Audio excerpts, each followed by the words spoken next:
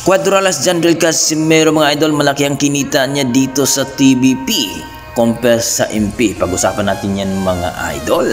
Floyd Mayweather Jr. ay gustong kunin si Cuadralas Jandrel Casimero para itapat daw dito kay Naoya Inoue, ang monster kuno ng Japan mga idol.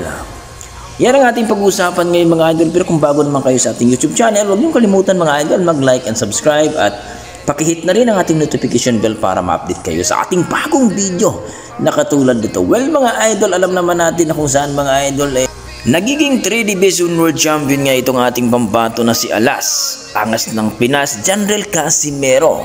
At dito nga sa MP, sa kamay ni Sean Gibbons ang presidente ng MP.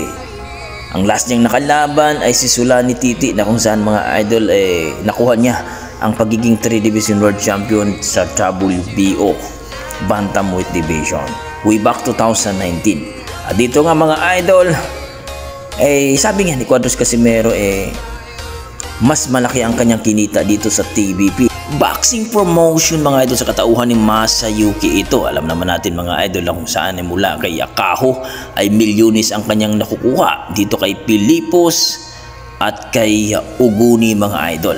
Nakita natin kung anong naipundar ni Cuadralas Casimero dito nung napunta siya dito sa TBP o Treasure Boxing Promotion sa katauhan ni Masayuki ito. Milyones ang nakukuha compare daw doon sa MP na kung saan ay wala daw talaga silang nahita. Na kung saan mga idol, masayang masaya na po ang dalawang magkapatid dito sa TBP. At hindi na daw sila talaga babalik sa MP sapagkat kita nyo naman ang kita dito sa TBP. Kumbaga, maganda talaga ang bigayan dito sa TBP Boxing Promotion mga idol sa katauhan ng mga Hapon na ito. Well mga idol, sa kabilang banda ay ito po napag-usapan si Cuadralas Casimero na baka kukunin daw ito ni Mayweather sapagkat last contract daw ito ni Cuadralas Casimero dito sa TBP. Kung hindi dia magkasundo dito sa TBP sa next nila na kontrata maaari daw nakunin itong si Cuadralas Casimero ni Mayweather Promotion para daw ilaban dito kay Naoya Inoue, ang monster ko ng Japan mga idol.